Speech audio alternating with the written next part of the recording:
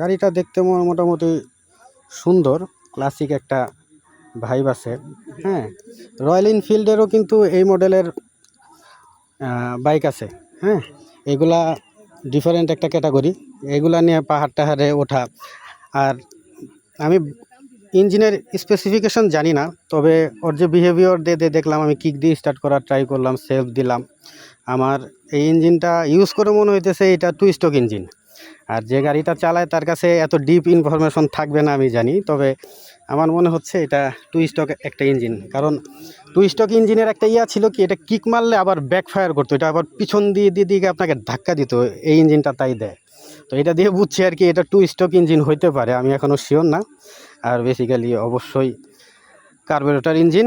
হ্যাঁ, মানে এই ইঞ্জিনগুলো এখন আস্তে আস্তে হারায় যাইতেছে। এখন মডার্ন সব এফআই ইঞ্জিন আসতেছে। হ্যাঁ, এই ইঞ্জিনগুলো আগের চেয়ে স্মুথ হইতেছে। এটা খুব রাফ ইঞ্জিনের একটা বাইক। হ্যাঁ, ফিল হবে যে না নিচে একটা কিছু চলতেছে, একটা ভাইব্রেশন ফিল করবেন। এসব গাড়ির মজা আসলে এরকমই, অনেকটা রয়্যাল এনফিল্ডের মতো।